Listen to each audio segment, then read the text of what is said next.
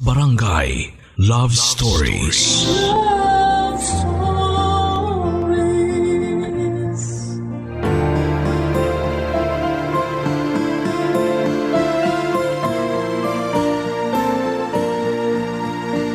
Nakakalungkot na madalas nasusukat ang kahalagahan ng isang tao ayon sa silbi nila sa buhay ng iba.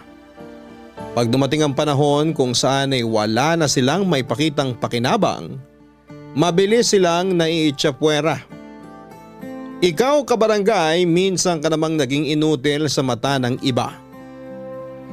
Dear Papa Dudut, ako po si Gwen, 42 years old, dating assistant principal sa isang private school sa labas ng Metro Manila.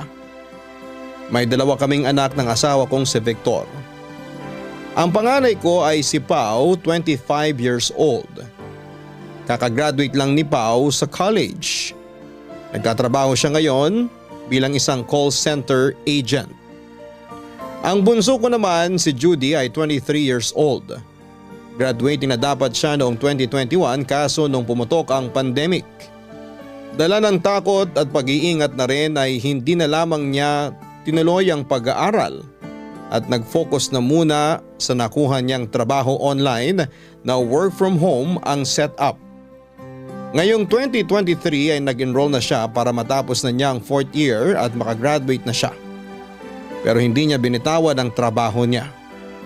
Natutuwa ako sa mga anak ko kasi nag-aral sila ng maayos at hindi kami binigyan ng sakit ng ulo. Kahit nahirap kami ngayon sa buhay dahil na-stroke noon ang asawa kong si Victor. High school at college sweethearts kami noon ni Victor, Papa Dudut. Siya ang una at huling boyfriend ko at ako naman ang una at huling girlfriend niya. Maraming naiinggit sa amin nung kinasal kami at sinasabi nila na ang swerte raw namin sa isa't isa. Dahil nagawa naming pakasalan ang best friend namin. Hindi ko alam kung swerte nga sa isa't isa pero totoo namang nagsimula kami noong high school na mag-best friend.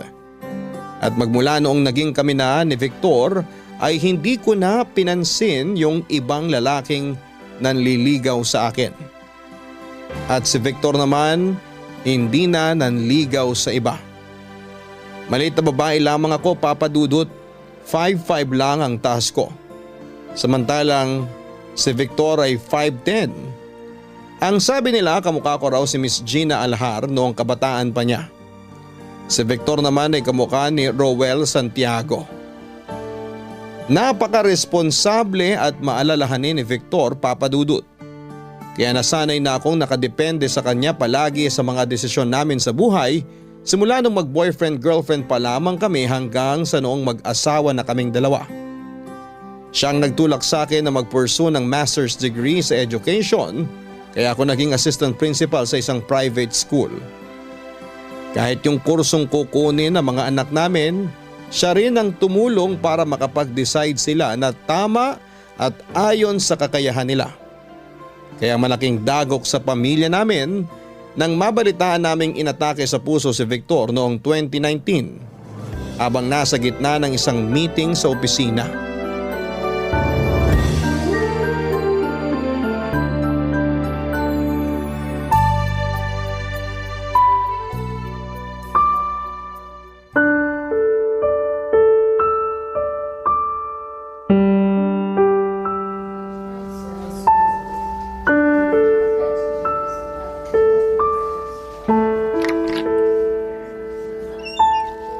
Hi Ma, nandito na kami ni Judy. Ay anak, mabuti naman. Kanina pa kayo'y nahanap sa akin ng papa nyo. Kumusta si Papa? Mukha namang bumubuti na ang kalagayan niya.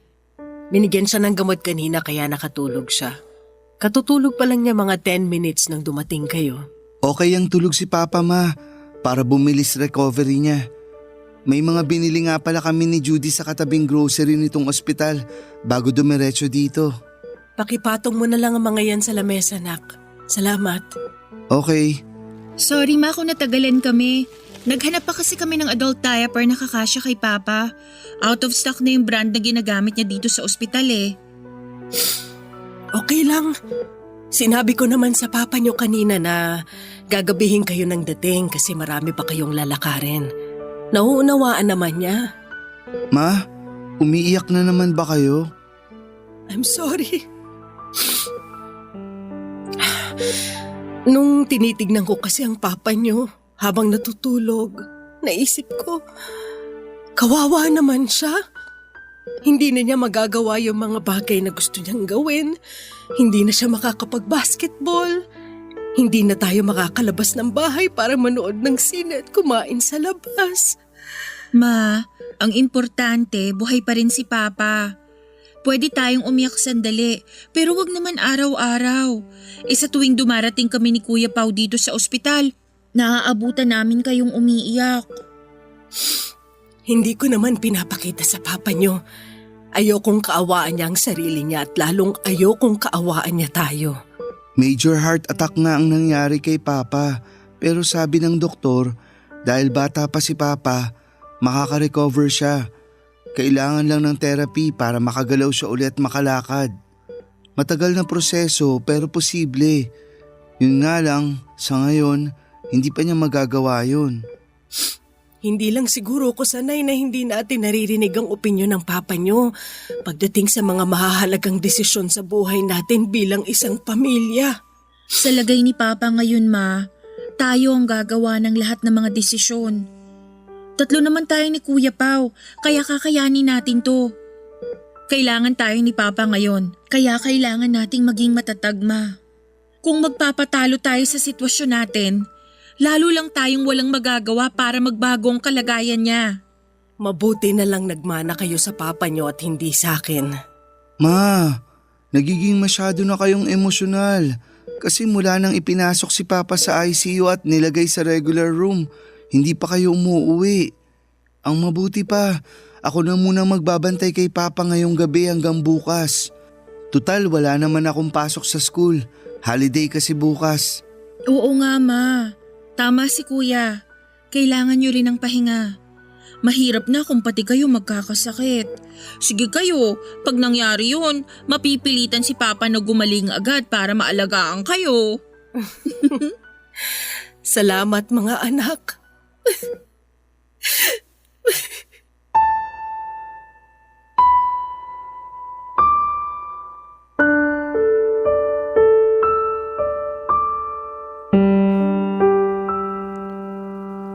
Aaminin ko, Papa Dudut, nalaman ko kung gaano ako kahina noong inatake sa puso si Victor.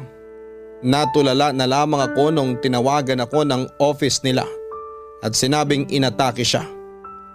Mabuti na lang at nasa bahay ang 2 kong anak at sila ang nagdala sa akin sa ospital. Kung wala sila baka hanggang ngayon, nakatulala pa rin ako. Pagkalipas ng 1 buwan, nakalabas na ng ospital si Victor. Dahil wala kaming makuhang caretaker agad ay kinailangan kong mag-leave ng 3 araw para matutukan ang pag-aalaga sa asawa ko. Tumutulong din ang mga anak ko pag libre sila. Noong atakihin sa puso si Victor, nag-aaral pa pareho ang 2 naming anak.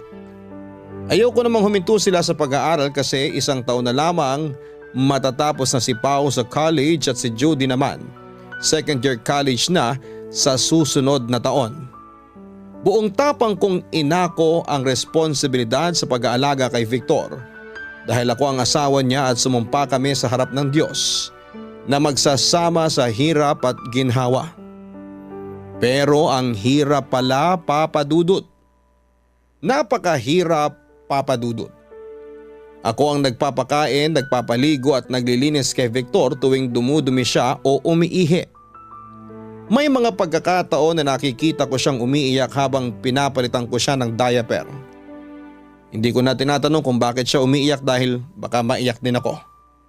Pero alam ko na nahihiya siya sa akin dahil ako ang gumagawa ng mga bagay na yon. Mabait na pasyente si Victor. Hindi siya magreklamo hanggat hindi talaga siya nasasaktan.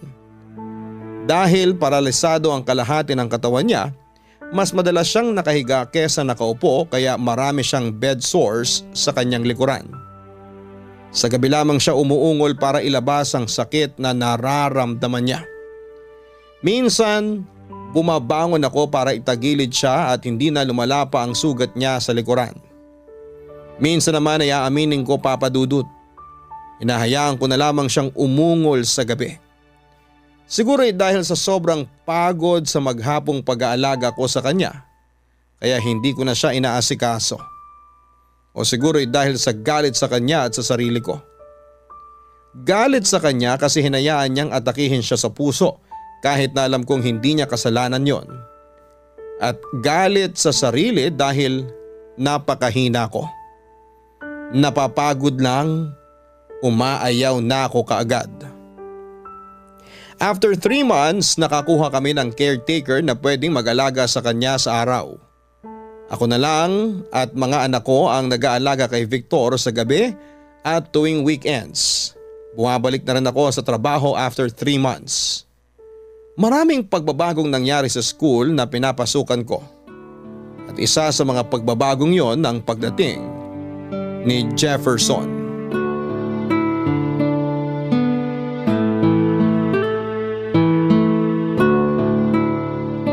Patay mali siya. Anong patay mali siya? Nakita ko yon. Nakita mong ano? Nung binigyan ka ng bulaklak ng bagong teacher natin, si Jefferson. Wala yun. Ano ka ba? Nagpasalamat lang sa akin yung tao dun sa binigay kong evaluation sa kanya nung nag-demo siya. Paano niya nalaman yung evaluation mo? Hindi ba confidential yun? Personal friend niya raw yung isang teacher. Nalaman niya na dahil sa akin kaya siya natanggap dito sa school natin. Wow! At may bulaklak agad na kapalit. Iba ha? Ikaw naman? Walang mali siya yun. Grateful lang yung bata. Hoy! Anong bata sinasabi mo? Matanda na yon at binata, Gwen. May itsura rin. Kaya ingat ka. Ano bang pinagsasasabi mo dyan, Chalu? Para na niya akong nanay. Halos magkasing edad lang sila ni Pao, kaya anong ingat ang gagawin ko? 15 years lang ang tanda mo sa kanya. Okay pa yun. At tanggap na yun ngayon. Nabasa ko nga, exciting yung ganong age ka para sa millennials. 2 in 1, nanay na, girlfriend pa. Tumigil ka nga. Educators tayo, Chalu. Hindi tayo dapat nasasangkot sa mga ganong usapin. Isa pa, may asawa ko. Masaya ako sa naging buhay naming mag-asawa. Ni sa panaginip hindi ko naisip na pagtaksila ng asawa ko. Ikaw naman, masyado mo namang sineryoso. Nagbibiro lang ako. At saka, totoo man o hindi, walang masama kung may crush sa'yo si Jefferson. At least dahil sa'yo, nai-inspire siyang maging mabuting teacher. Kahit na biro, wag mong sasabihin yon. Wag ngayon. Gwen, pinatatawa lang kita dahil alam kong hirap na pinagdadaanan ng pamilya mo. Gusto ko ring makita yung dating Gwen na palaging nakangiti at nagbibigay ng encouragement sa mga bata at co-teachers niya. Sana nga bumalik na yung dating Gwen na kilala nyo. Ma'am Gwen, Ma'am Chalu, pauwi na ba kayo? Maya-maya siguro, Jefferson. Bakit mo na itanong? Sabay na kayong umuwi sa akin mamaya. Dala ko yung kotse ko. Sigurado ka? Nakakahiya. Naku, huwag kayong mahiya. On the way naman yung mga bahay nyo papunta sa amin. Si Ma'am Chalu na lang. Marami pa akong kailangan tapusin. Salamat na lang. Ay, ako na lang kung ayaw niya, Jefferson. Ihatid mo ako sa amin, ha? Opo, Ma'am Chalu. Papadudot ng gabing yon. Hindi pa ako nakakatapak sa bahay namin, parang pagod na ako. Parang nagrebelde ang kalooban ko at sinasabing mas mapapagod pa ako buong gabi dahil kailangan ako ni Victor. Umiling na lamang ako at bumuntong hininga ng malalim at sinabi ko sa sarili ko na kailangan kong labanan ang mga ganong pakiramdam para sa kapakanan ng pamilya namin. Araw-araw pagkagaling ko sa trabaho ay kailangan kong kumbinsihin ang sarili ko na pumasok sa loob ng bahay. Nagtatagumpay naman ako na himukin ang sarili ko na pumasok sa bahay, magbihis at alagaan si Victor. Tuwing umuwi ako, maliligo muna ako, magbibihis at kakain ng mabilis. Bago ko naman ituon ang atensyon ko sa asawa ko. Para ka nag-aalaga ng sanggol, Papa Dudut. Ganon yung pakiramdam. Kasi walang kayang gawin si Victor, kailangan talaga siyang alalayan. Hindi siya kakain kung hindi mo siya pakakainin. Mamamaho siya kung hindi mo siya lilinisan. Pwedeng may mangyari sa kanyang masama kung hindi mo siya babantayan. Minsan mas mahirap pa sa akin kapag ang daming ginagawa sa school na tipong ubos na ubos ako tapos pag uwi ko ay aalagaan ko pa ang asawa ko. May mga pagkakataon na hindi ako excited umuwi pero kailangan kong gawin. Lagi akong puyat at tuwing weekend lang ako nakakabawi ng kaunting tulog kasi wala akong pasok. Pero dumating ako sa punto na habang inaasikaso ko si Victor, may mga pagkakataon na hindi ko na nararamdaman ng pagod. Madalas din na nahuhuli ko ang sarili kong napapangiti. Napapangiti ako hindi dahil inaalagaan ko ang asawa ko, kung hindi dahil naaalala ko ang mga kabutihang pinakita sa akin ni Jefferson. Barangay Love Stories. Barangay Love Stories. Papadudot, bago ma-stroke si Victor ay normal ang takbo ng buhay namin. Normal din ang relasyon naming mag-asawa. Hindi kami ganoon ka-intimate palagi, siguro dahil pareho kaming pagod sa trabaho kaya mas pinipili na lamang naming matulog. Pero dahil mahal namin ang isa't isa ay mas na-express namin sa ibang paraan ang pagmamahala namin. Hindi namin sinusukat ang lalim ng samahan namin sa kama kundi sa lalim ng malasakit namin sa bawat isa. Yun ang namimiss ko kay Victor mula nung maparalyze siya, Papadudot. Namimiss ko yung mga usapan namin tungkol sa trabaho, sa mga bata o sa kahit na anong bagay. Namimiss ko yung mga ngiti niya sa tuwing nahihirapan ako sa trabaho. Tapos mamasahihin niya ang likod ko at sasabihing magiging maayos din ang lahat bukas. Namimiss ko yung mga yakap niya sa tuwing natatakot ako kapag kumukulog at kumikidlat. Papadudot, yun ang dinadasal ko noon sa Diyos tuwing gabi. Ibalik na niya sa akin ang asawa ko.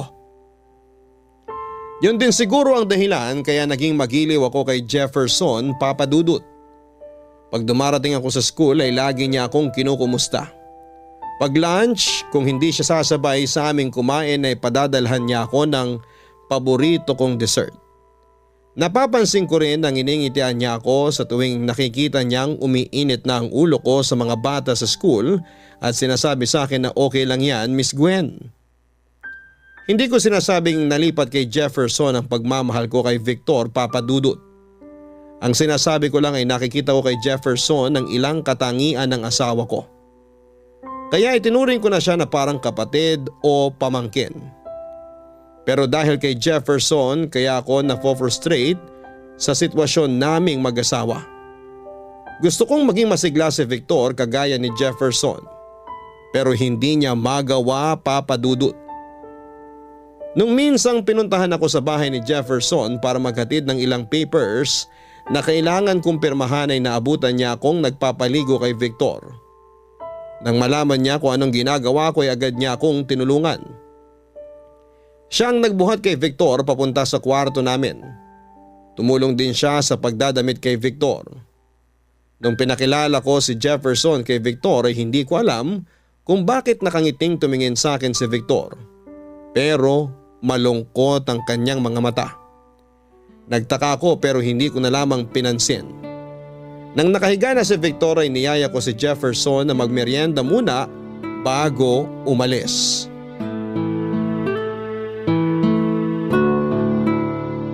Ang dami niyong nakasabit na mga picture sa pader. Nakuha namin ni Victor yan sa mga magulang namin. Ganyan din kasi sila, mahilig magsabit ng mga picture sa pader ng bahay. Parang dekorasyon na rin. Sino tong dalawang bata? Mga anak namin yan. Panganay namin si Pau, yung babae, bunso namin si Judy. Lika, tabihan mo ko dito sa sofa, may ipapakita ako sa'yo. Tignan mo to. Wow, Miss Gwen! Ang ganda niyo nung wedding day niyo! Ikaw naman, Jefferson. Lahat ng bride maganda sa araw ng kasal niya. Hindi, maganda talaga kayo. Thank you. Hanggang ngayon. Gusto mo pa ng iced tea? Sandali lang ha, ikukuha kita. Ako na lang kukuha, Miss Gwen. Alam kong pagod ka na. Ha? Okay. Sige. Miss Gwen? Bakit? Nakita mo na yung pitchal ng iced tea? Ito ba yon? Yung nandito sa malapit sa lababo? Oo, yan yun. Sabi ko ito na yun eh. Salamat. Kuha ka na rin dyan ng cookies kung gusto mo. Kumain na ako ng isa. Ma, sinong kausap mo? Ha? Anak, nandiyan ka na pala. Bakit kayo tumatawa na parang teenager? Anong parang teenager? Ano bang sinasabi mo? Kausap ko yung bisita ko. Nandito ngayon yung bagong teacher namin sa school. Nasa area raw siya kaya dumaan na siya rito. Hello? Pao, anak. Siya si Jefferson. Kumusta si Papa? Natutulog. Pinagpahinga ko muna kasi katatapos lang niyang maligo. Mabuti na lang dumating si Jefferson. Tinulungan niya ako magpaligo sa papa mo. Ano ba naman yan, Ma? Sana hinintay niyo na lang ako. Nang istorbo pa kayo ng ibang tao. Ha? Anak, ang nangyari kasi… Hindi, walang kaso yun. Di naman ako naistorbo.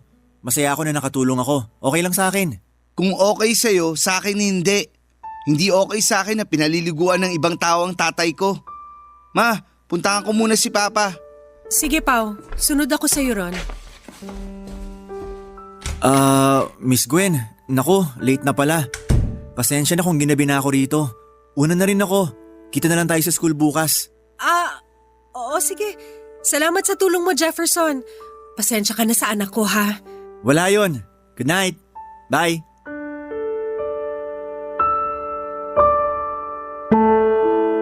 Papa Dudut, nagpasalamat ako kay Jefferson bago siya umuwi.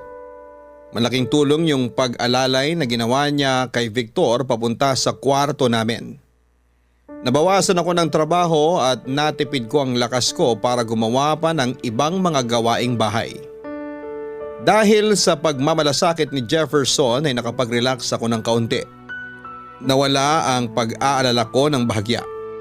Sa totoo lang, habang nagkukwentuhan kami ni Jefferson, hinihintay ko na umuwi ang mga anak ko para maipakilala ko sa kanya. Proud ako sa mga anak ko kaya ibibida ko talaga sila. Nalungkot nga lang ako sa kinalabasan ng pangyayari. Hindi kasi yon ang naisip ko na magaganap. Hindi ko maintindihan kung bakit nagalit si Pao noong nakita niya si Jefferson. Hindi naman magagalitin ang anak ko. Marahan lang siya at hindi mainitin ang ulo. At hindi ko rin maintindihan kung bakit noong moment na bumukas ang pinto ng bahay namin at pumasok si Pao sa loob ay feeling ko para akong batang nahuli ng magulang na may ginagawang hindi nila ikakatuwa. Nang gabi ding yon, nagkasagutan kaming mag-ina. At saka ko na nalaman kung bakit nagalit si Pao nang makita niya si Jefferson.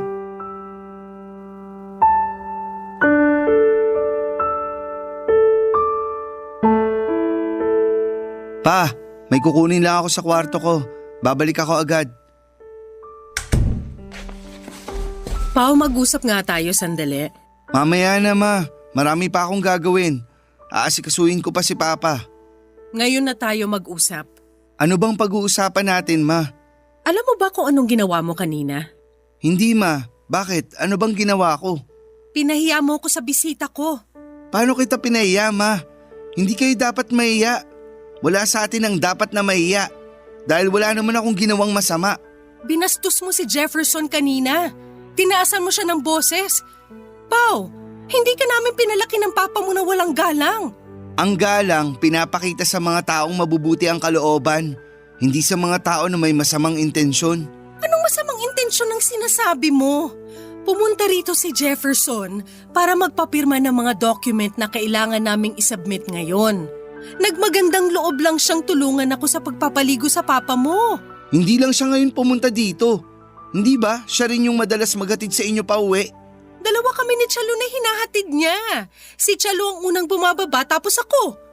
Iniisip mo ba ang ako lang ang hinahatid niya? Ma, hindi mo alam. Ganun ang style ng mga lalaki. Anong style ang sinasabi mo? Style yun para mahulog ang loob niyo sa kanya. Alam kong si Papa ang first at last boyfriend nyo. Kaya mahina kayo bumasa sa mga paraan na ginagawa ng ibang mga lalaki para makuha ang babaeng gusto nila. Wala siyang gusto sa akin. Meron ma, meron. Hindi nyo kasi nakikita yung nakikita ko. Tsaka kitang-kita ko rin na nahulog na ang loob nyo sa kanya.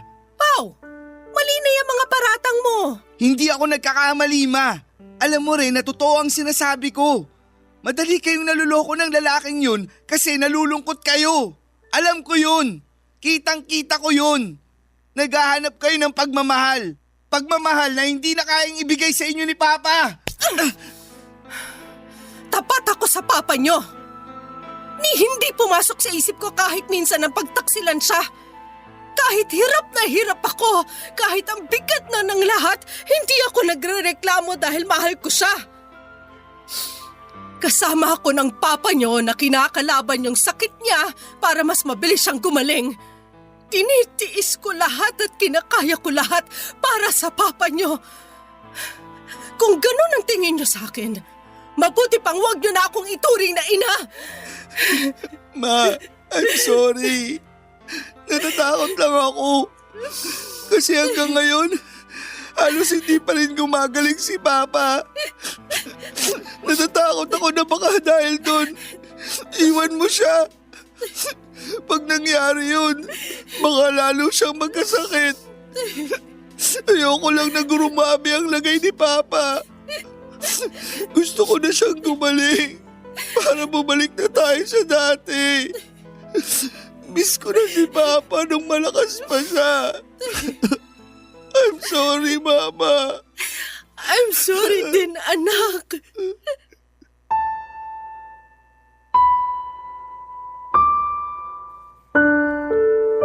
Papa Dudut, hindi ko inaasahan na aabot sa ganon ang naging pagtatalo namin ng anak kong si Pao. Hindi ko intensyon na masampal siya.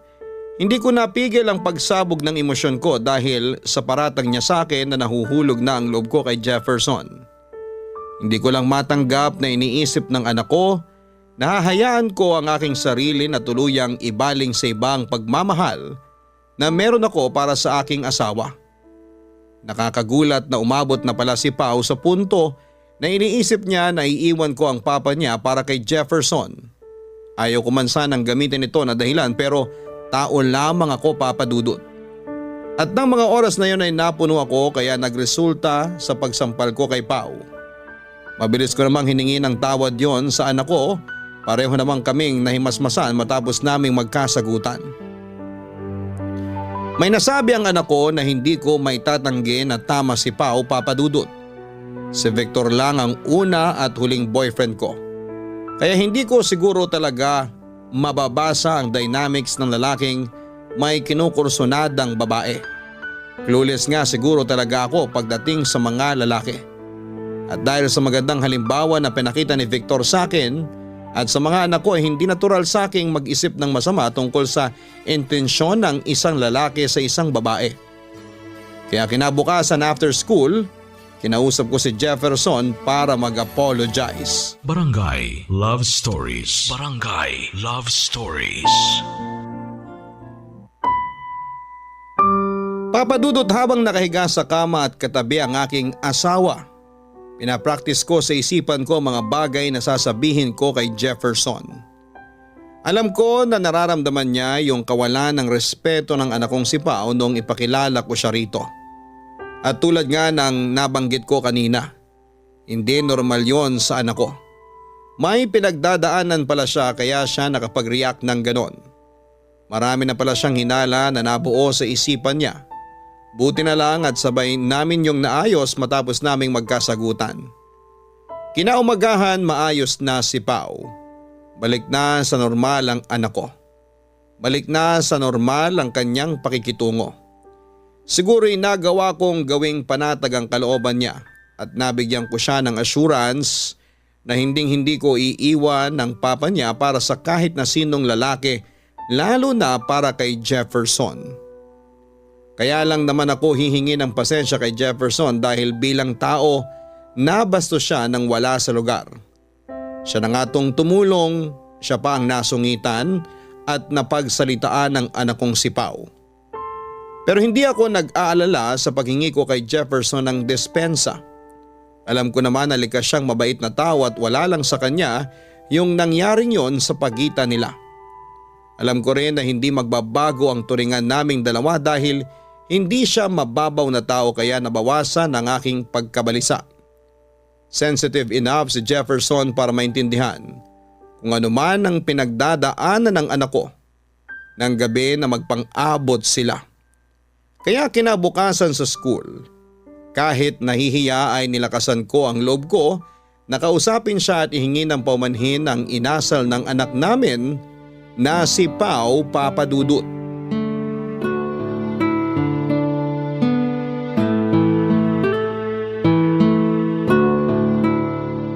Kumusta asawa mo kaninang umaga pag alis mo, Miss Gwen? Ayos naman siya. Wala namang naging problema. Magandang balita yan kung ganon.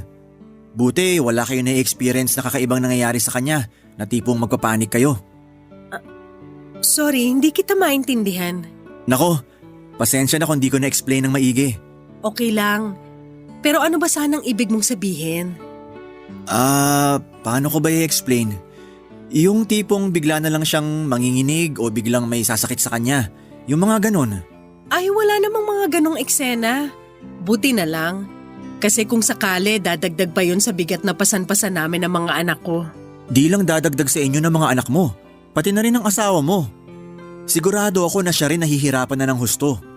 Nakwento mo sa akin no na siya talagang haligi ng pamilya nyo. Kaya mahirap din lahat to para sa kanya. Oo, tama ka. Mahirap nga rin para sa kanya tong sitwasyon niya. Parang ang kinurot puso ko nung nabanggit mo na habang nililinisan mo siya at pinapalitan ng diaper, naiiyak siya. Oo. Para ako nadudurog tuwing ganun ang eksena naming mag-asawa. Pakiwari ko nahihiya siya na kailangan siyang bantayan at alagaan ng ganun. Na kailangan niya ng tulong ng iba para lang gawin yung mga napaka-basic na mga gawain tulad ng pag-upo, pagkain, pag-inom ng tubig at kung ano-ano pa. Hindi niya rin siguro sukat akalain na mangyayari sa kanya to. Naaatakihin siya sa puso. Ang lakas niya eh. Wala siyang bisyo. Maganda rin ang pangangatawan niya. Hindi siya mataba at kumakain siya ng tama. Minsan, pag nakakarinig ako ng mga ganyang kwento, yung malakas naman sila at maalaga sa katawan pero inatake sa puso o kaya nagkasakit ng malala. Sa totoo lang, nawiwirdohan ako. Kasi diba, dapat hindi sila magkasakit kasi nga, maalaga sila sa sarili. Tama ka. Ang weird ng mga ganong pagkakataon. Pero hindi mo talaga alam kung saan at kailan dadapo ang sakit. Maswerte si Victor sa'yo kasi kinakaya mo lahat. Kasi kung ibang babae yan, baka iniwan na siya. Mahal ko si Victor at alam kong maipapanalo namin tong pinagdadaanan niyang to. Hindi rin siya mahirap alagaan kasi hindi siya maarte. Oo, tama. Di nga siya mahirap alagaan. Nakita ko mismo yun nung tinulungan kita na paliguan siya. Pero, kumusta naman si Victor, Miss Gwen? Improving naman? Mabagal ang progress niya kasi kung ano siya mula nung ma-discharge siya sa ospital matapos siyang atakihin sa puso. Ganun pa rin siya hanggang ngayon eh. Wala namang palya yung mga gamutan niya? Sinisikap ko na wala siyang mamiss na gamot. So far, lahat ng mga nireseta nabili ko naman lahat. Napapagod ang katawan ko, oo, pero never mapapagod ang puso't kaluluwa ko na alagaan siya. Dama ko yung lalim niyang sinabi niyo, Miss Gwen. Nga pala, mabalik ako sa pinag-uusapan natin kanina. Pasensya ka na sa inasal ng anak ko, ha? Pero huwag ka mag-alala. Nagseselos lang siya para sa papa niya. Ni-reassure ko naman siya na hindi totoo ang mga hinala niya. Okay lang, Miss Gwen. Hindi nga totoo pero valid ang reason niya. Anong ibig mong sabihin? May dahilan para magalit siya. Kasi may gusto talaga ako sa'yo. Ano? Alam ko suntok sa buwan kung liligawan kita. Pero gusto ko lang yung pakiramdam na gusto kita. Di ko alam pero sumaya ako ng husto mula nung maramdaman ko to. Gusto kong napapasaya kita. Gusto ko napapangiti kita. Gusto ko na palagi kitang nakikita. Pero… I'm sorry kasi kumakapit ako sa isang bagay na alam kong hindi ko dapat kapitan. Pero hindi ko mapigilan ang sarili ko eh. Salamat sa affection na pinapakita mo sa akin pero… Huwag na akong umasa, tama? Okay lang. Pero pwede bang hayaan mo lang na may gusto ako sa'yo? Huwag mo akong iwasan. Huwag ka matakot. Ang gusto ko lang, ipakita ang pagmamahal ko sa'yo.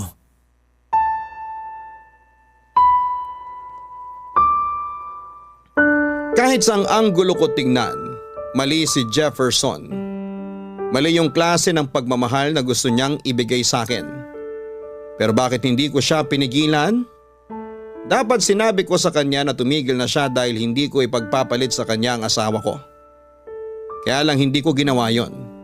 Naisip ko tuloy dahil sa pananahimik ko sa request niya sa akin. Baka na-encourage siya na ituloy ang panliligaw niya.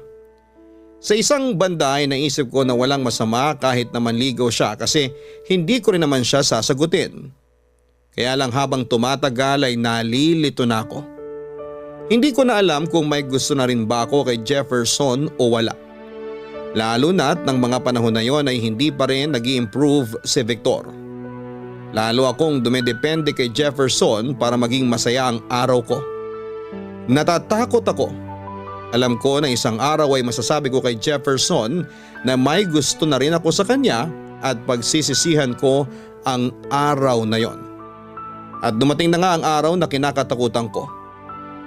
Totoo pala na pag wala kang tapang, manghihiram ka ng tapang sa alak at magagawa mo at masasabi mo ang mga bagay na karaniwan mong hindi nagagawa o nasasabi. Nang minsang magkaroon ng party sa school ay napainom ako ng marami. Nang mapansin ni Chalo na lasing na ako, kinausap niya si Jefferson na ihatid na ako pauwi.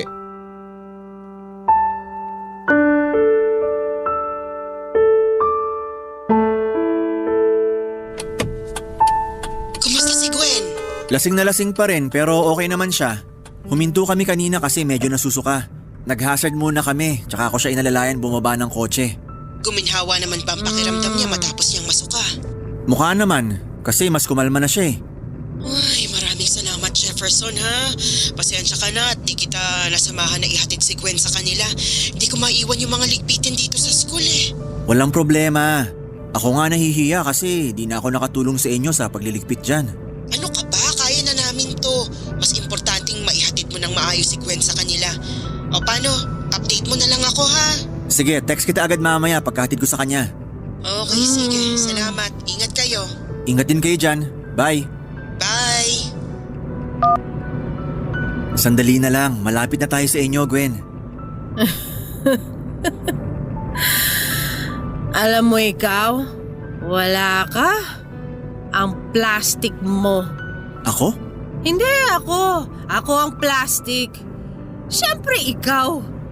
Dadalawa lang tayo dito sa loob ng kotse. Ano ba sa tingin mo nangyayari ngayon? Kinakausap ko hangin, ganon? Okay.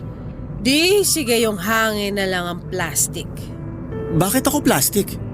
Mangmangan pa tong plastic na to. Ang plastic mo kasi pag nasa school tayong dalawa, ang tawag mo sa akin, Miss Gwen. Tapos pag dalawa na lang tayo, Gwen na lang? Wala kang galang? Ano yun? Yung paggalang hanggang sa loob ng school premises, paglabas, bastusan na? First name basis na? Nito lang naman ako tumigil na tawagin kang Miss Gwen ah. Nung pinakilala mo ko sa anak mong si Pao, nung tinulungan kitang paliguan asawa mo. Miss Gwen pa ang tawag ko sa'yo nun ah. Kaya nga! Bakit ka tumigil? Para linlangin mo lahat ng mga tao sa school na gentleman ka? Para di nila makita yung totoong kulay mo? Wala akong nililinlang. Kaya kita tinatawag na Miss Gwen sa school kasi nirerespeto ko authority mo. Kaya ganun kita tawagin. Pero pag dalawa lang tayo at wala na sa school, wala ka ng authority sa akin. Anong pinagsasasabi mo dyan? Pero di hamak namang mas matanda ako sa'yo. Kaya kung authority ang pinag-uusapan, kahit wala na tayo sa loob ng school, dapat mo pa rin akong galangin. Hindi ko nakikita na dapat kong gawin yun. Hindi mo nakikita? Bakit? Bulag ka ba? Bulag ka ba o bastos ka lang talaga? Ah! Aray! Daan-daan naman sa pagpreno. Ako ba lasing o ikaw? Gwen, ano ba nangyayari sa'yo? Napapagod ka na ba? Kung pagod ka na, magbakasyon ka muna. Pumunta ka sa malayo, malayo sa lahat. Malayo sa akin, malayo sa trabaho, malayo sa mga anak mo, lalo na malayo sa asawa mo. Hindi yung iniipon mo yung pagod mo tapos sasabog ka ng ganito. Tama ka. Napapagod na ako. Alam kong sumumpa kami sa harap ng Diyos na magsasama sa hirap at ginhawa, sa lungkot at saya. Pero ngayong nasa bahagi na kami ng pagsasama namin na mahirap at malungkot, parang hindi ko na kaya. Parang gusto ko nang sumuko. Parang gusto ko nang tumalikod. Parang gusto ko nang bumitaw at dumakbo palayo sa inutil kong asawa. Ba't hindi mo gawin? No! May sasabihin ako sa'yo. Since wala tayo sa school, ibig sabihin wala akong authority over you, di ba? Kaya sige, susubukan ko magpakatotoo sa'yo. Total, pantay na lang tayong dalawa eh. Alam mo, na-realize ko, nagugustuhan na kita. Hindi kasing tindi ng pagmamahal ko sa asawa ko, pero may gusto na ako sa'yo. May nararamdaman na ako para sa'yo. Teka sandali, bago mo ko husgahan, alam kong mali, pero hindi ko mapigilan ang sarili ko. Kaya tulungan mo ko, Jefferson. Please. Willing akong tulungan ka simula pa lang nung makilala kita. Mula pa lang nung malaman ko na may mabigat kang dinadala. Handa akong harapin lahat ng mga sasabihin nila. Handa ako na samahan ka kahit saan. Kahit ngayon na kung gusto mo, umalis tayo. Kung sasama ka sa akin, dadalhin kita sa malayo. Hindi. Hindi, Jefferson. Hindi ko kailangang umalis. Ayoko magpakalayo. Ikaw ang bahala. Ako ang mag-a-adjust sa setup na gusto mo. Di mo ko naiintindihan eh. Ipaintindi mo kasi sa akin. Ano bang gusto mong gawin ko? Tulungan mo kong maging mabuting babae. Tulungan mo kong maging mabuting asawa. Tulungan mo kung wag mapabilang sa mga babaeng nagtataksil sa mga asawa nila. Nakikiusap ako, Jefferson. Kung talagang mahal mo ko, lumayo ka na sa akin. Kalimutan mo yung nararamdaman mo at hayaan mo ko sa asawa ko.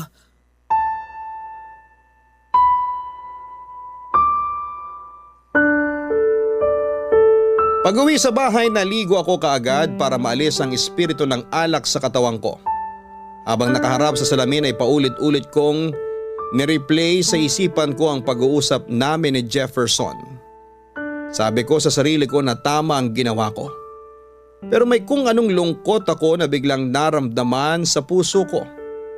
Ginawa ko kung ano ang nararapat pero naisip ko na wala na bang halaga ang pagmamahal ko kay Victor. Talaga bang pagod na ako sa pag-aalaga sa kanya na handa ko siyang iwan at sumama sa ibang lalaki? Ganun ba ako kahina bilang isang asawa? Papadudot na realize ko na hindi si Victor ang inutil sa aming dalawa. Siguro nga ay paralisado ang katawan niya pero kahit kailan ay hindi siya naging inutil na asawa. Ako ang inutil na asawa. Ako ang walang silbi.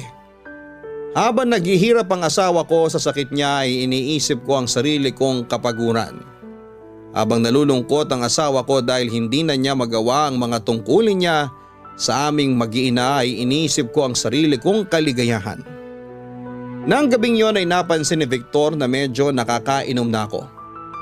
Hindi kasi talaga ako umiinom kaya madali akong mahalata pag nakargahan ng alak ang katawan ko. Humingi ako ng tawad sa kanya kasi parang hindi ko naman siya natutulungan sa lahat ng hirap na pinagdaraanan niya. Wala akong ibang narinig sa kanya kundi puro pasasalamat. Siya pa nga raw ang dapat na humingi ng tawad kasi siya ang nakakaabala sa akin. Dagdag pa niya, huwag ko na raw siyang isipin. Ang gusto niya lang daw ay maging masaya ko. Ayaw niya raw gawing miserable ang buhay ko. Kaya ayos lang sa kanya kung may nagugustuhan na akong ibang tao. Nagitla ako doon, Papa Dudut. Hindi ko alam kung anong mararamdaman ko at kung anong sasabihin ko. All along alam pala ni Victor na nagkakagusto na ako kay Jefferson. Ganon ako kakilala ng asawa ko. Basang-basa niya ang mga kilos ko. Naluha ako at humingi ng tawad. Hindi na raw siya nagsalita at hindi na niya ako sinita kasi alam niya na gagawin ko kung ano ang tama. Pipiliin ko sila ng mga anak ko kesa sa sarili kong kasiyahan. Handa raw siya na magparaya para sa aking ikakaligaya. Ang sabi ko naman ni minsan ay hindi pumasok sa isipan ko na iwanan siya at ipagpalit sa iba. Nagpasalamat siya at dahil daw mahal na mahal niya ako at ipinapangako niya sa akin na pipilitin niya raw gumaling ng husto sa lalong madaling panahon. Tinupad ni Victor ang pangako niya sa akin pagkalipas ng ilang buwan ay lumaki ang improvement niya. Sa ngayon ay mabagal pa rin siyang magsalita pero hindi na nauutal. Nakakalakad na rin siya gamit ang walking stick. Sa awa ng Diyos, hindi magtatagal ay babalik na siya sa dati. At kung hindi man siya lubusang gumaling ay nandito pa rin kaming pamilya niya na handang sumuporta sa kanya at laging nagmamahal sa kanya.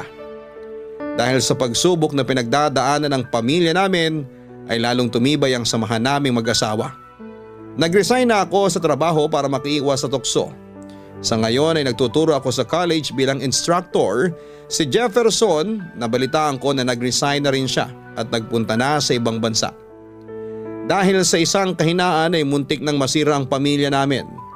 Mabuti na lamang at nanalo ang pagmamahal namin ni Victor sa isa't isa.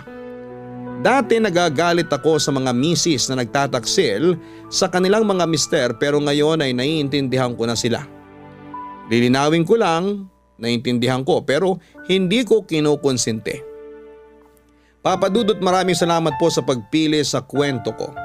Salamat din sa mga tagapakinig ng Barangay LS na nagtiyagang makinig sa storya namin ni Victor. Sana'y kinapulutan nila ng aral ang nilahad ko. Hanggang dito na lamang ang inyong kabarangay forever, Gwen. Nagustuhan ng iyong napakinggan? Ituloy yan via live stream sa www.gmanetwork.com/radio. Barangay LS 97.1 Forever!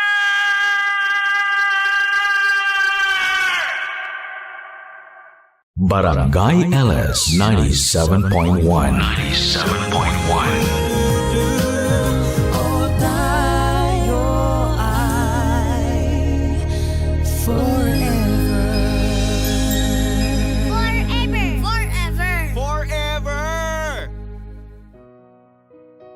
May mga taong naniniwala na dahil sa masaklap na kapalarang nangyari sa buhay nila, kailangang makisimpatya sa kanila ang mga tao.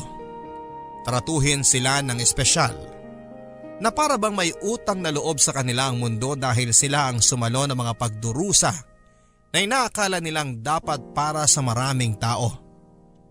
Pero sinaktan man ng mundo, sila din ang mga taong madalas na nananakit sa kapwa nila. Nananakit ng mga mahal nila sa buhay. At para sa kanila makatwiran ang ganong pananakit dahil sa mga masasakit ding karanasang pinagdaanan nila. Kaya lang, makatwiran nga ba? Dear Papa Dudut, ako po si Ian, 20 years old at nasa second year college pa ako ngayon at kumukuha ng kursong psychology sa isang university sa Maynila. Siguro po kaya ako naingganyong kumuha ng psychology dahil sa Tito Intoy ko. Na-inspire ako sa kanya hindi dahil role model siya pagdating sa kagandahang asal. Na-inspire akong kumuha ng psychology kasi dahil sa mga sama ng loob na dinadala niya at pagiging bayolente niya paminsan-minsan. Si Tito Intoy ko rin ang dahilan kaya na-inspire din akong sumulat sa inyo at ibahagi ang kwento ng buhay niya na sa tingin ko ay kapupulutan ang aral ng maraming kalalakihan at mga kababaihan na rin. Kadugo ko si Tito Intoy, Papa Dudut. Bunsong kapatid siya ng papa ko. 5 silang magkakapatid, 2 babae at 3 lalaki. Pangalawa sa panganay ang papa ko. Intoy ang tawag sa kanya kasi yon ang palayaw na ibinigay sa kanya ng lola ko. Ang sabi ni lola ay parang endearment daw yung Intoy na ang ibig sabihin ay bunso. Pero ang totoong pangalan niya ay Vicente. Wala pang asawa noon si Tito Intoy noong mga bata pa kami. Kaya siya lang ang bukod tanging anak na nakatira sa bahay nina Lola. Lahat ng mga anak nina Lolo at Lola ay nakatira malapit sa bahay nila. Kaya lumaki kaming magpipinsan na close sa isa't isa. Sina Papa at iba pang tiyahin at tiyuhin ay bumukod na kina Lolo. Pero kung may kailangan kami kina Lola, isang sigaw lang ay nakukuha na namin kaagad. Halimbawa ay kapag inutusan ako ni Papa na hiramin yung martilyo ni Lolo. Sisigaw lang ako ng Lolo, pahiram po daw ng martilyo nyo si Papa. Sisigaw naman pabalik ang lolo ko ng, lintik na bata to. Ginulat mo na naman ako. Kunin mo na lang dito at masasakit na ang mga tuhod ko.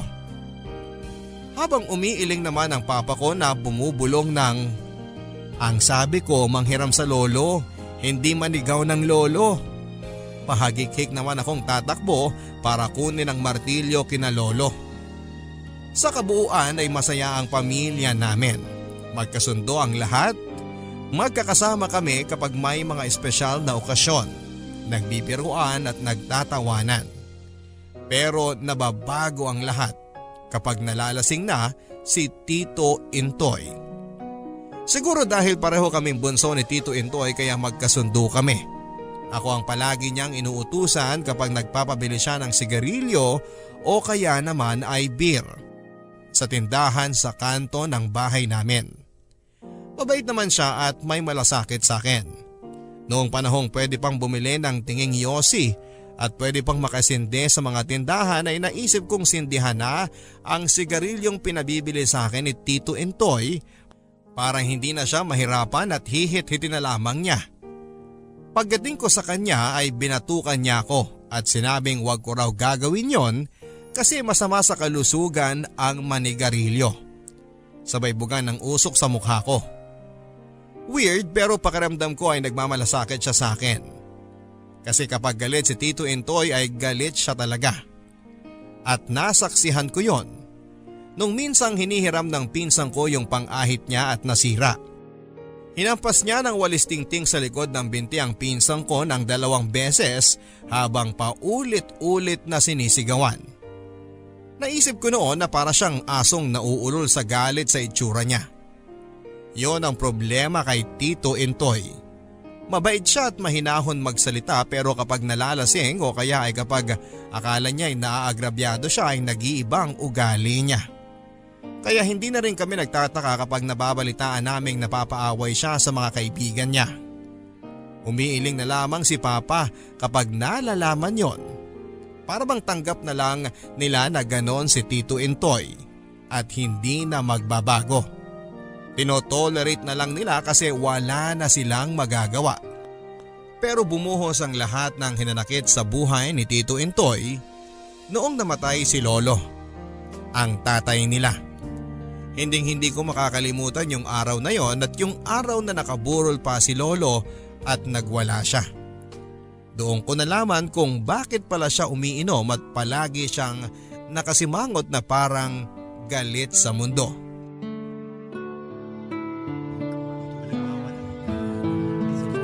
Nakikiramay po kami sa inyo, Lola Belen.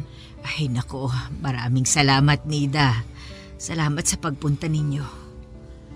Mamimiss po namin si Lolo Oka.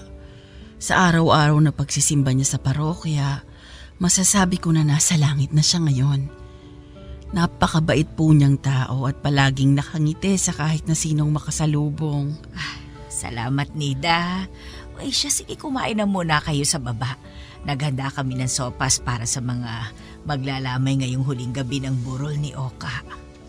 Ay, sige po.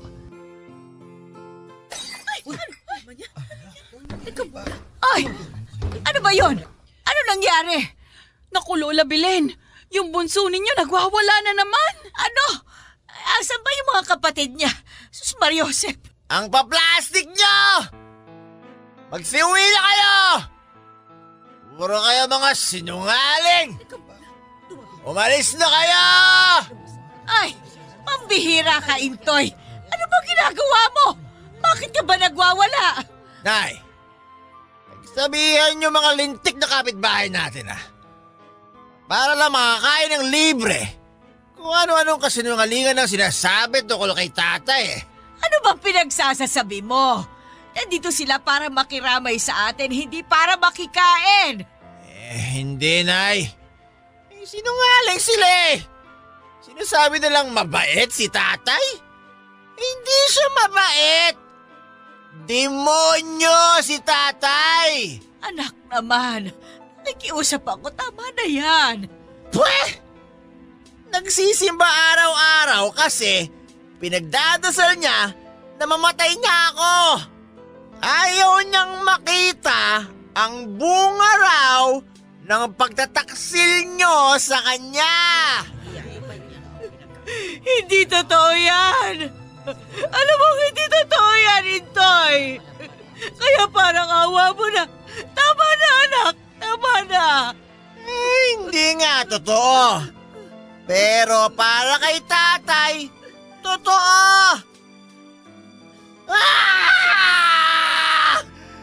Visit na buhay ito. Kasalanan ko bang pinanganak ako sa mundo? Bakit siya ganun, Nay? Bakit? Tama na, anak. Igalang mo naman ang huling gabi sa atin ng tatay mo. Ay, Diyos ko, Intoy. Huminahon ka na. Anong Diyos? Hindi ako naniniwala sa Diyos nyo. 5 kami magkakapatid. Pero ako lang ang hindi tinuring na anak ni tatay. Ang dami-daming bata sa lugar natin. Pero ako lang ang nagka-polio. Ako lang ang batang pilantod dahil mas maiksi ang isang hita ko. Ako lang ang batang pag kinakausap ng matatanda noon, lagi na utal. Kaya paano ako maniniwala na meron Diyos, ha? Paano ako maniniwala na mabait ang Diyos na sinasabi nyo? Kung nagawa niya lahat ng iyon sa akin! Tama na. Tama na, anak. Tama na. Tatay! Tatay!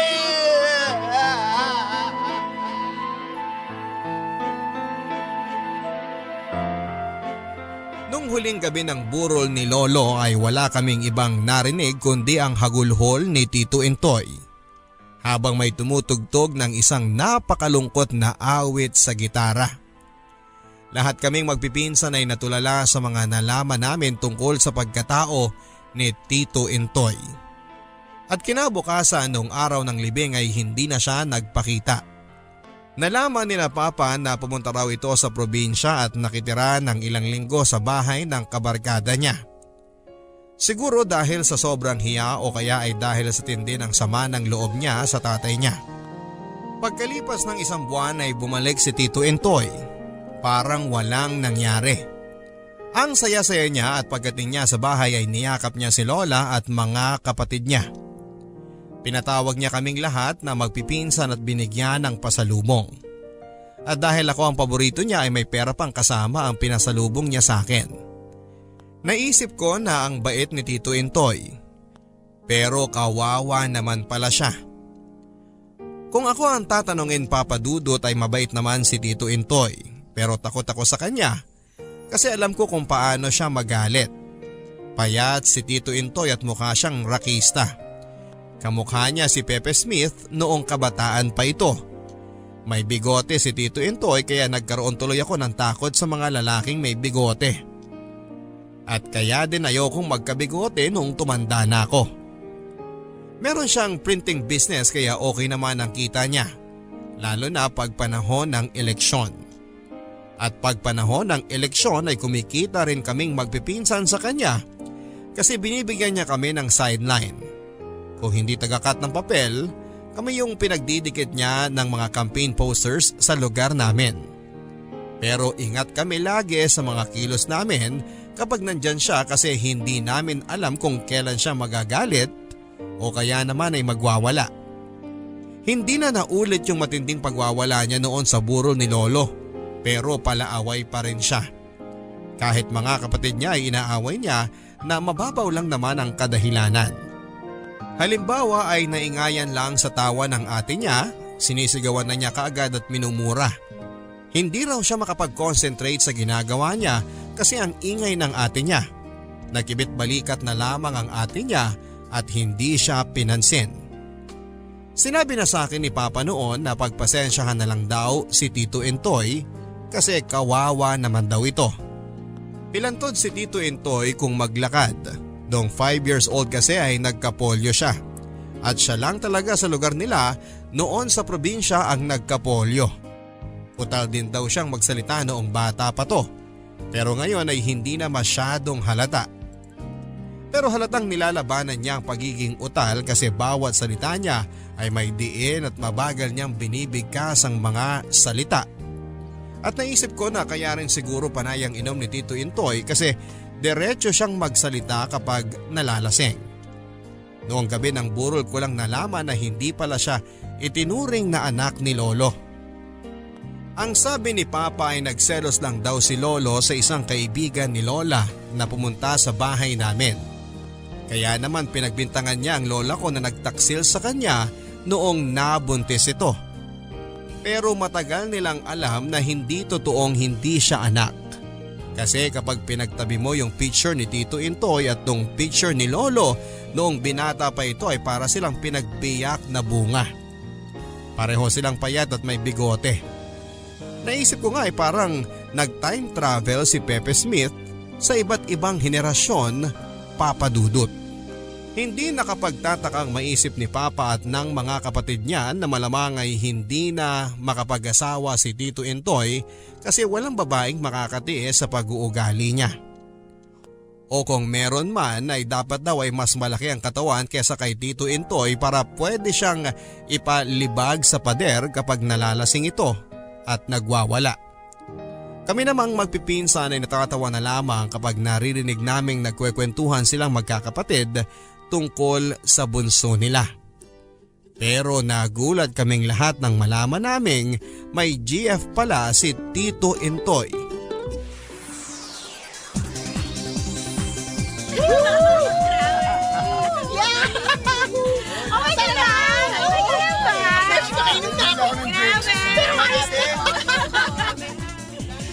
Kainumin mo yung alak, wag mo yung buho!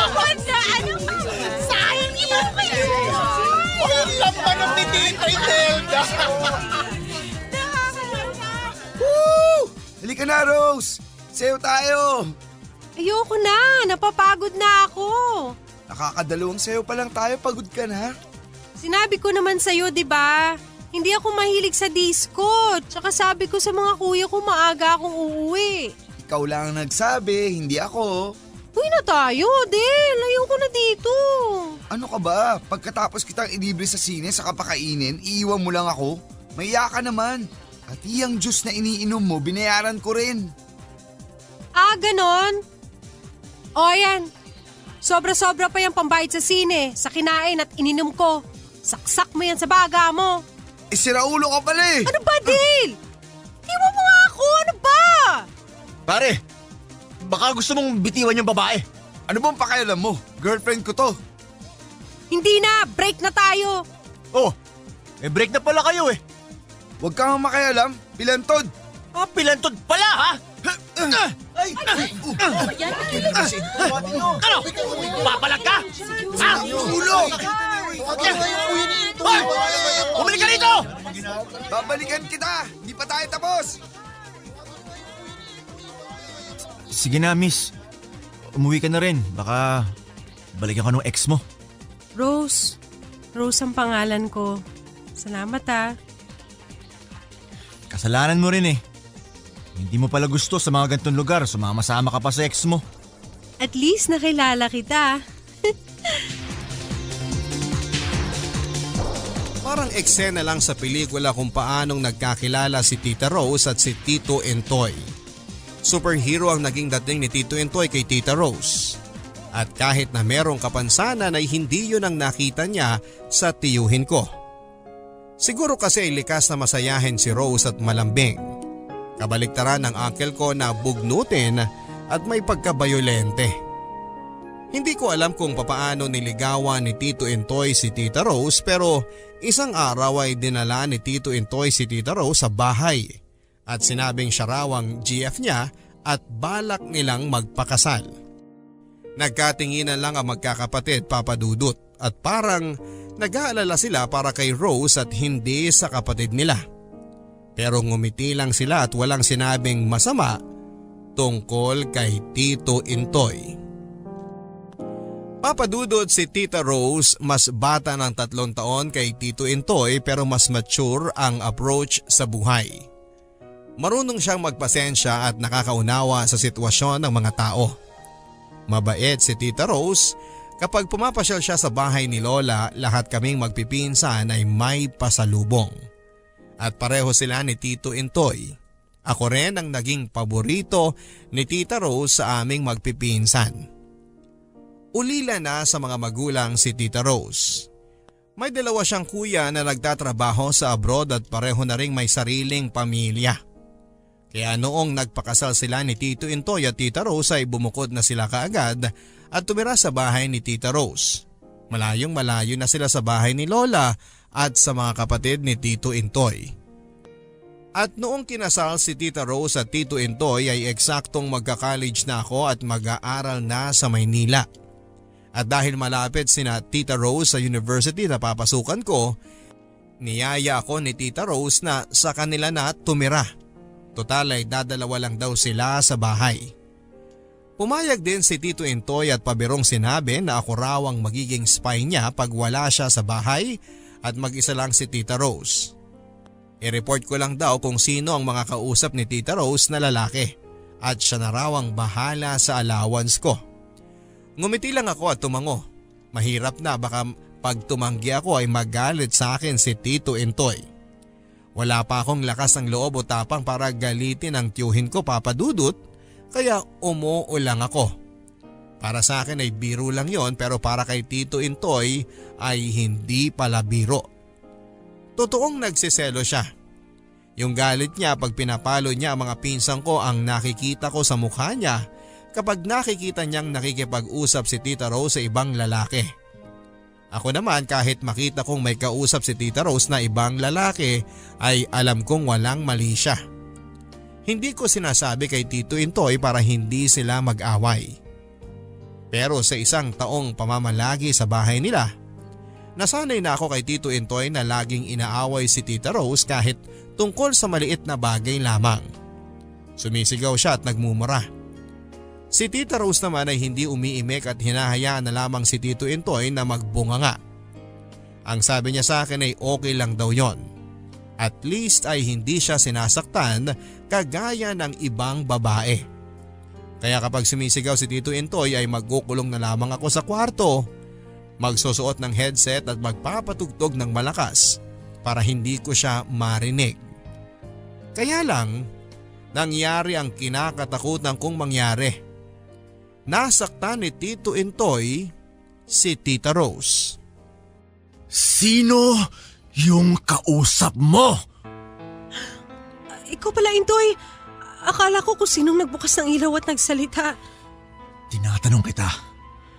Sino yung kausap mo sa labas kanina? Si Jay, kababata ni Kuya Frank. Bakit ang tagal niyo nag-uusap? At panay ang tawa yung dalawa? Siyempre, kasi matagal kaming hindi nagkita kaya marami kaming pinag-usapan. At pinag-usapan namin yung mga nakakatawang karanasan namin ng mga bata pa kami. Sinungaling ka! Aminin mo na! Kinausap mo siya kasi gusto mo na akong hiwalayan, di ba? Ha? Sawa ka na mag-alaga ng isang pilantod na asawa! Sumagot ka! Rose, sorry. Sorry talaga. Hindi ko sinasadyang saktan ka. Patawarin mo ako. Patawarin mo ako. Nagdilim lang yung paningin ko kanina nung nakita kitang tumatawa habang kausap yung lalaking yun. Kahit kailan, hindi ka tumawa sa harap ko ng ganun kaya nagalit ako. Patawarin mo ako, Rose. Pangako, hindi na mauulit yun. Patawad!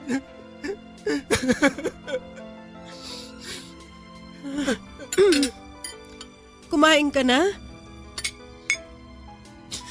Rose, natakot lang ako na baka mawala ka sa akin.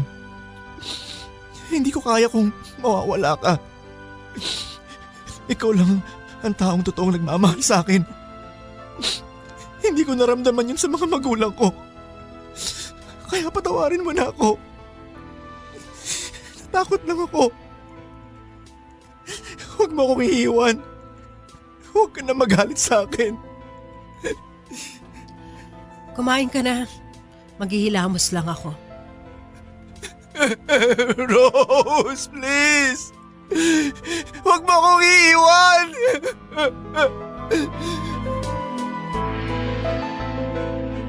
Sa away nilang yon ay hindi ako natakot kay Tito Intoy kahit na sinaktan niya si Tita Rose. Mas natakot ako sa itsura ni Tita Rose. Nakasilip lang ako sa likod ng pintuan ng kwarto ko habang nag-aaway sila. At noong sinampal ni Tito Intoy si Tita Rose ay nagulat ang mukha nito pagkatapos ay parang biglang nawala ng pakiramdam. Hindi ko makita sa mukha niya na nasaktan siya. At doon ako natakot dahil sa pagkakataong yun ay nakita ko na kahit nasaktan siya ay parang sinasabi ng mukha niya na hindi siya magpapaapi. Hindi siya magpapaapekto.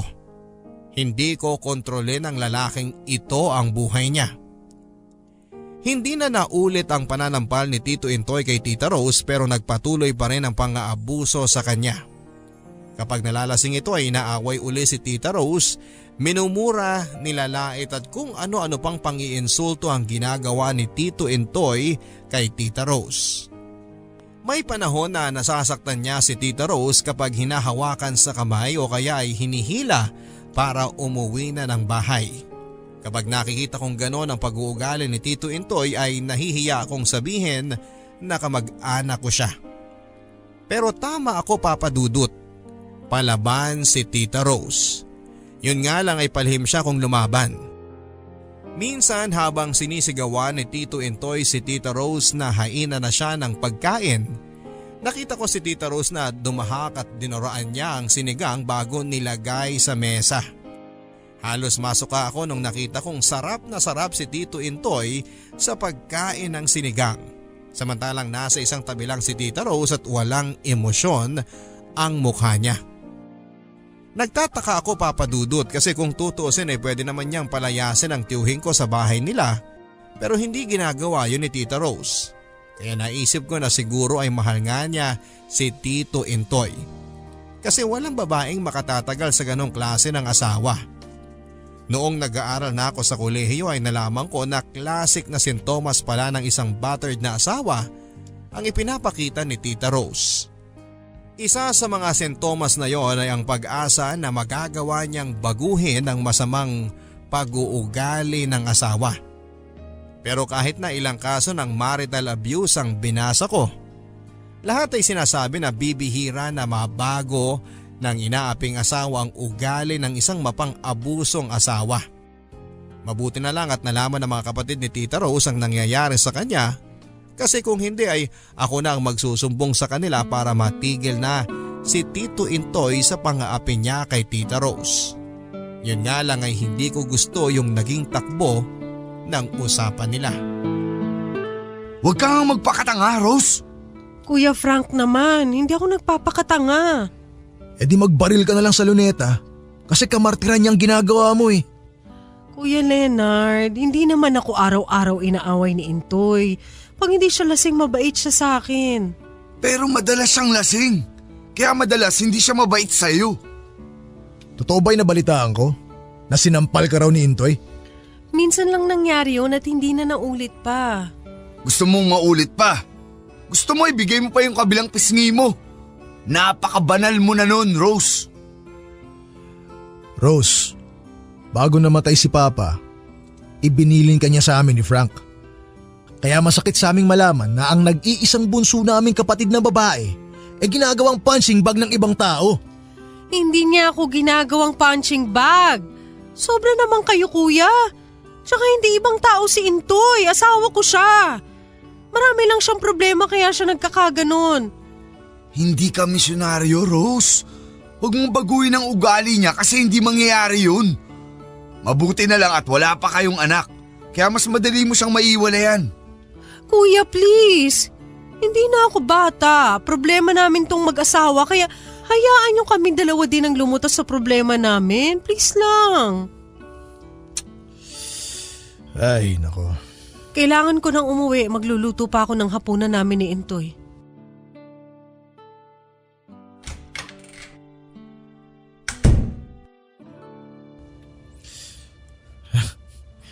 Lintik na Intoy yun.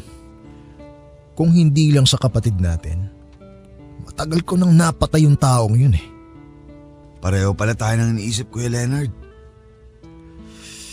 Anong gagawin natin, Frank? Kuya, pwede namang aksidente lang ang mangyayari, hindi ba? Anong ibig mo sabihin? Gumawa tayo ng pagkakataon para malagay sa alanganin ang buhay ni Intoy. Gawin natin para makalaya na si Rose sa impyernong buhay niya ngayon. Anong nasa isip mo?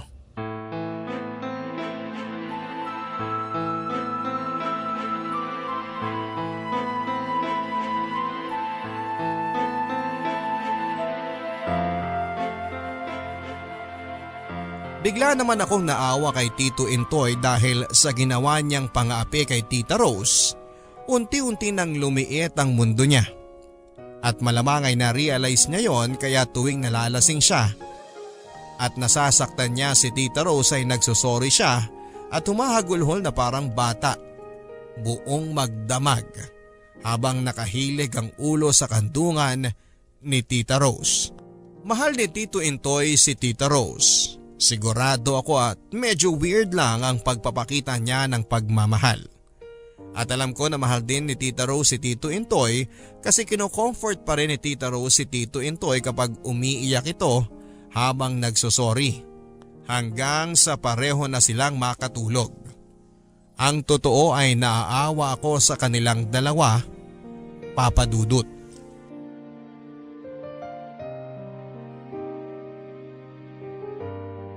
Excited kaming lahat kasi nagplano ang mga kuya ni Tita Rose na sina Tito Frank at Tito Leonard ng outing. Pupunta kami sa isang beach sa Batangas para mag-swimming. Ang sabi ni Tito Frank ay padispedida na rin daw niya yon sa kanilang dalawa ni Leonard. Kasi sa susunod na linggo ay aalis na naman sila papunta ng Singapore. Balik trabaho na silang muli at sinama nila ako, total daw ay sem break naman at para makapag-relax na rin.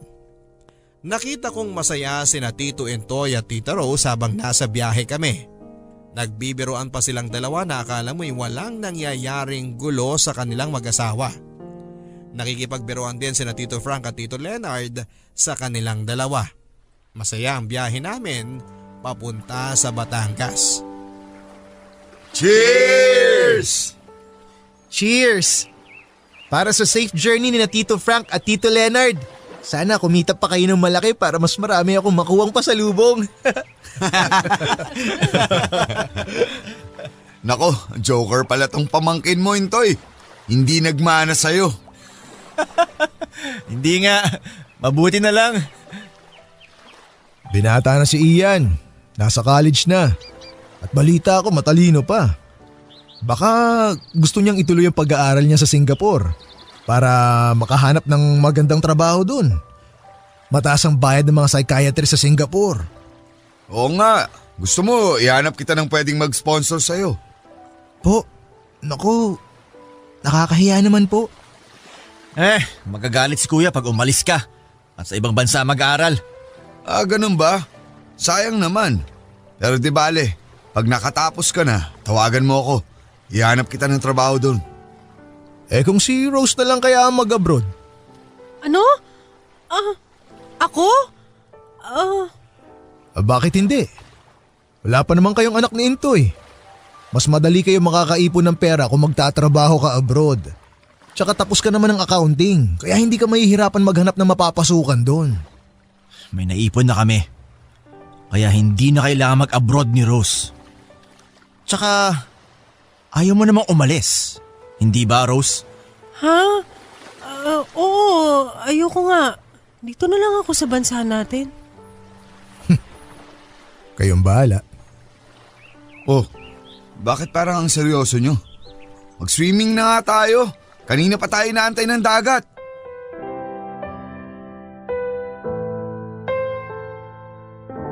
Nakita ko uli yung mukha ni Tito Intoy kapag nagagalit siya sa mga pinsan ko at pinapalo niya noong nakikipag-usap siya sa mga kuya ni Tita Rose.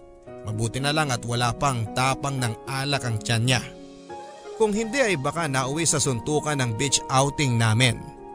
Pero may iba palang binabalak ang mga kuya ni Tita Rose para kay Tito Intoy. Planado na pala yung pag-uusap nila.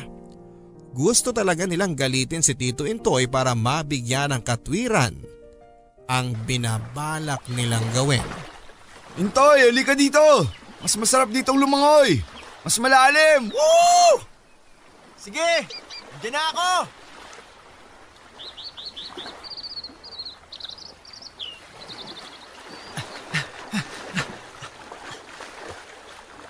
Intoy! Intoy! Saklolo! Inupulikat ako! Tulungan mo ako! Malulunod ako! Ha? Andyan na ako! Huwag ka magulo, Kuya Frank! Malulunod ako! Hawak na kita! Malulunod ako! Tulungan mo ako! Huwag mo akong kapitan sa leeg! Kundi pareho tayong malulunod! Tulong! Tulungan mo ako! Ayoko pa mamatay! Sandali lang! Pareho tayong tanga!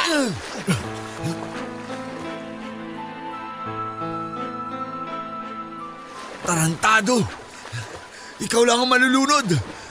Tingnan natin kung makakatagal kang walang malay dyan sa ilalim!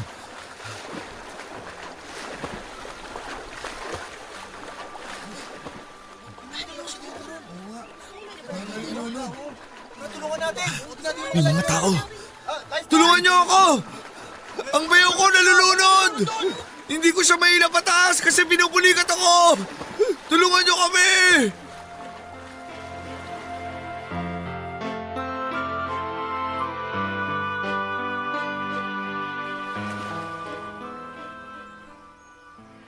Kuya Frank, ano nangyari? Akala ko mamamatay na ako. Buti na lang dumating si Intoy kaso siya yung nalunod. Nasaan siya ngayon? Nandun sa tabing dagat. Binibigyan ng CPR ng mga lifeguard. Ano?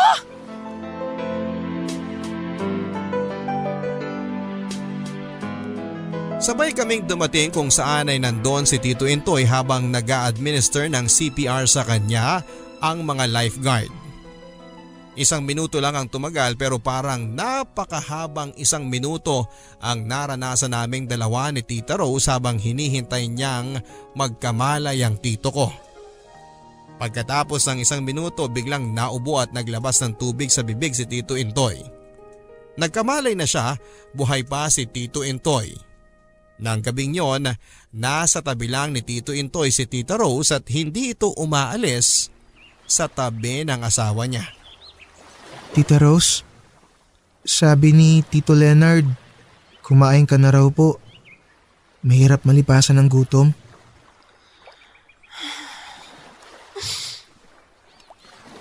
Tita Rose? Napakasama akong asawa. Ano po? Alam mo ba, Ian? Nung nire-revive si Tito Intoy mo ng mga lifeguard, naisip ko, sana hindi na siya magising. Sana mamatay na siya. Tita Rose? Hindi lang para sa akin, para matapos ang paghihirap ko, kundi para matapos na rin ang paghihirap niya. Kaya napakasama ko, di ba? Natural lang po yun kasi sobra naman po yung ginagawa sa inyo ni Tito Intoy. Alam kong may plano si na Kuya Frank, lalunurin si Intoy. Nagtatalo ang isip ko kung pipigilan ko sila o hahayaan lang sila sa plano nila. Nahulaan mo ba kung anong pinili ko? Alam niyo pong… Mahal ko ang Tito Intoy mo pero dumarami na yung dahilan para hindi ko siya mahalin. Dumarami na yung mga pagkakataon na gusto ko siyang mawala na lang sa buhay ko. Sorry po, hindi ko po kayo matulungan tuwing nag-aaway kayo. Bakit ka nagsusorry? Wala kang kasalanan. Kasalanan namin tong dalawa. Hindi ko alam kung hanggang kailan ako makakatagal sa ganitong relasyon. Napapagod na ako, Ian. Sana kung talagang mahal ako ni Intoy, hindi niya hayaan na magkahiwalay kami. Kung talagang mahal niya ako, iisipin niya kung ano makakabuti para sa akin. Nang tinignan ko si Tito Intoy ay natutulog pa rin ito pero may dalawang luhang tumulo sa gilid ng kanyang mga mata. Tumatak sa isipan ko ang mga sinabi sa akin ni Tita Rose habang natutulog si Tito Intoy. Kaya lalo akong naawa sa kanilang dalawa. Pero Papa Dudut, meron talaga yatang himala. Kasi pagkatapos ng muntikang pagkalunod ni Tito Intoy ay bigla siyang nagbago. As in 180 degrees na pagbabago. Pagkalabas ni Tito Intoy sa ospital ay ibang Intoy ang nakita ko. Hindi na siya umiinom at hindi na rin inaaway si Tita Rose. Minsan pa nga ay siya nagluluto ng hapunan nilang dalawa. Nakita ko na nagtataka si Tita Rose pero nagtataka na masaya. Dahil siguro dinidinig ng Diyos ang dasal niya na tuluyan ng magbago ang asawa niya. Ang sabi ni Tita Rose ay alam kaya ni Tito Intoy na sinadya siyang lunurin ng mga kapatid ni Tita Rose kaya siya nagbago. Pero kung ganun nga dapat ay inaway na silang lahat. Kasi kilala nila si Tito Intoy na hindi magpapaagrabyado kahit kanino. Ako naman ay hindi ko na iniisip kung bakit siya nagbago. Basta masaya na ako na nagbago na siya. Masaya ako para sa asawa niya at para sa pamilya namin. Sa unang pagkakataon ay naging proud ako sa tito ko. Pero ilang buwan lang ang lumipas at bumalik na naman sa dating gawi si Tito Intoy.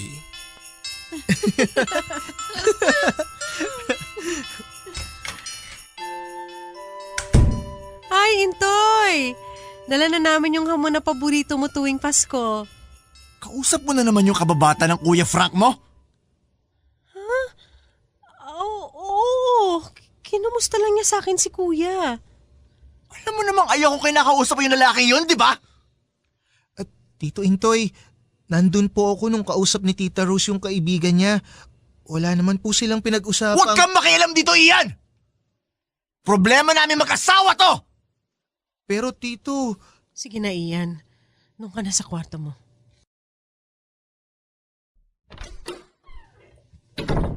Palihim ka nakikipagkita sa kanya, no? Ano bang sinasabi mo? Wala akong ginagawang masama. Sinungaling ka! Alam ko nilaloko mo ko! Huwag mo na ikaila! Umamin ka na! Dating gawin na naman ba tayo, Intoy? Balik ka na naman sa pananakit mo sa akin. Alam mo nasasaktan ako pag nakikipag-usap ka sa ibang lalaki. Pero ginagawa mo pa rin! Bakit? Ano bang pinagsasasabi mo? Kasi ang totoo, gusto mo na makipaghiwalay sa akin. Kaya pagbibigyan kita sa gusto mo, bago mo ako iiwan, ikaw muna ang iiwan ko! Aalis ka sa bisperas ng Pasko? Oo! Para kahit ilang Pasko pa lumipas, hindi mo ako makakalimutan. At hindi ka na magiging masaya tuwing sasapit ang Pasko! Sige na! Hindi kita pipigilan! Umalis ka na! Salamat sa maligayang Pasko na binigay mo sa akin! Nakakalungkot Papa Dudut kasi besperas ng Pasko nang tuluyang magkahiwalay sina Tita Rose at Tito Intoy. Gusto kong habulin si Tito Intoy at pagsusuntukin sa mukha kasi sinasayang niya yung pagkakataon na sana'y maging maligaya na sila ni Tita Rose. Kaya lang ay alam kong hindi na rin makikinig sa akin si Tito. Umasa na lang ako na balang araw ay magkakabalikan din sila. Kaso, hindi na nangyari yon.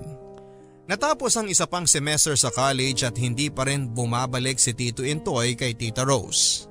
Ang sabi ni Papa nasa kaibigan daw nila sa probinsya si Tito.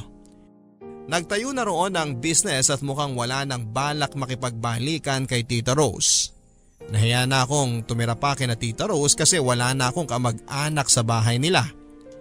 Lumipat na ako sa ibang matitirahan na mas malapit sa pinapasukan kong university. Paminsan-minsan ay tumatawag sa akin si Tita Rose at nangungumusta. Pero alam ko na naghihintay rin siya ng balita galing sa akin tungkol sa kalagayan ng Tito Intoy ko. Kung anong alam ko, yun lang din ang sinasabi ko sa kanya. Patapos na ako ng second year college pero hindi pa rin nagkakabalikan sina Tita Rose at Tito Intoy. Hindi ko alam kung nagsawa na sa kakahintay si Tita Rose o napagod na siya sa kakaasang babalikan pa siya ni Tito Intoy. Alam kong masakit sa kanya na hindi na sila magkakabalikan pa at para makalimutan yung sakit na yon, pumayag siya sa kuya niya na magtrabaho muna siya sa Singapore. Sa akin binili ni Tita Rose ang bahay nila. Ang sabi niya ipaupahan ko na lang daw para hindi mabulok. Ayaw niyang ibenta kasi mahalaga daw ang bahay na yon sa mga magulang niya. At kahit hindi niya sabihin, alam kong mahalaga din para sa kanya dahil sa mga masasaya at mapapait na alaala nilang dalawa ni Tito Intoy sa bahay na yon. Lumipas pa ang ilang buwan nang makatanggap ako ng tawag mula kay Tito Intoy. Ang sabi niya ay puntahan ko raw siya kasi may ilang bagay daw siyang sasabihin. Nagulat ako kasi ang address na ibinigay niya sa akin ay isang home for the elderly. Wala pala siya sa probinsya. Nakikitira siya doon ng mga panahong nawawala siya. Oh, magkape ka muna, Ian. Salamat po, Tito. Kumusta ka na ba? Okay naman po. Magsa-third year na po ako next school year. Talaga? Mabuti naman. Yung papa mo, kumusta na? Ayun, tumatanda pa rin pero ayaw aminin na tumatanda na siya. Parang ako lang matigas din ang ulo. Tito? Hindi niyo po ba kukumustahin sa akin si Tita Rose? Hindi na.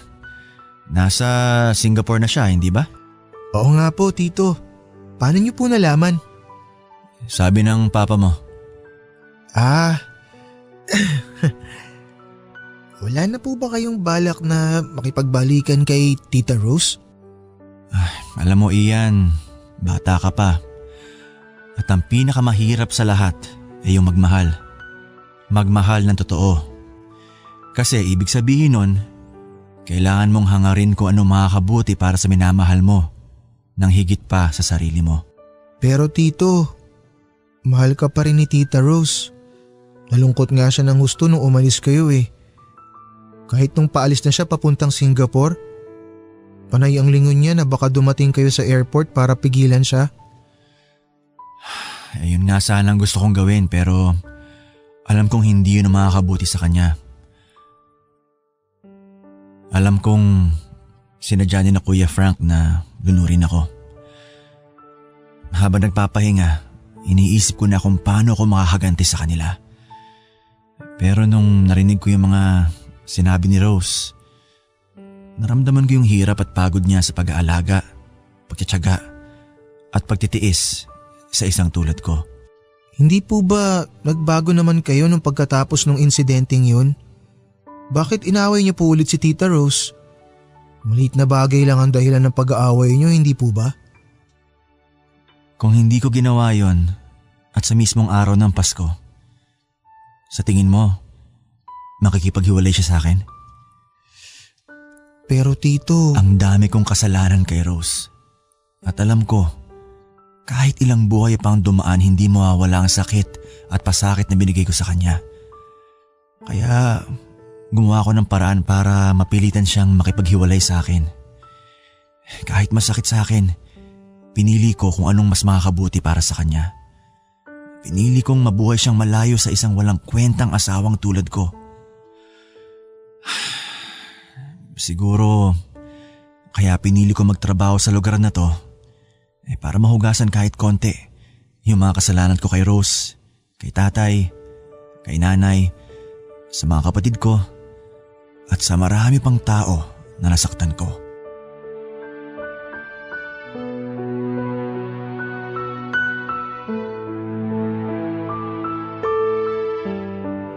Papa Dudut, hanggang sa ngayon ay nandun pa rin si Tito Intoy sa Home for the Elderly. Nag-aasikaso ng mga matatandang hindi na kayang alagaan ang mga sarili nila. Nandun siya para magbayad ng mga kasalanang ginawa niya. Si Tita Rose naman ay bumalik na ang dating sigla sa boses niya kapag nakakausap ko. Nabalitaan ko pa nga na may mga nanliligaw sa kanyang foreigner. Natuwa naman ako kasi may karapatan siyang maging masaya pagkatapos ng mga ginawang pahirap sa kanya ni Tito Intoy. Nakakalungkot kasi sad ending ang love story nila. Pero para sa akin ay parang okay na rin na hindi sila nagkabalikan. Kung hindi nila kayang magbago o baguhin ang sarili nila, iniisip ko na kung ako ang magmamahal ay gagawin ko ang lahat para ipaglaban ang mahal ko. Hindi ako magiging duwag gagaya nilang dalawa. Pero ano bang alam ko, hindi ba, Papa Dudut? Hindi ko pwedeng husgahan ang ginawa nilang desisyon kasi hindi ko alam kung anong pinagdaraanan nila. Ang magagawa ko lang ay ipagdasal na sana anuman ang mangyari sa kanilang dalawa, magkasama man o magkahiwalay, mahanap nila ang kapayapaan at kaligayahan na matagal na nilang hinahanap. Lalo na si Tito Intoy. Hanggang dito na lamang po, Papa Dudut, at sana ay may napulot na aral ang mga tagapakinig mo sa kwento ni Tito Intoy. Maraming salamat sa pagbasa mo sa kwento ng buhay niya. Ang inyong kapuso at kabarangay forever, Ian. Forever. Forever. Forever.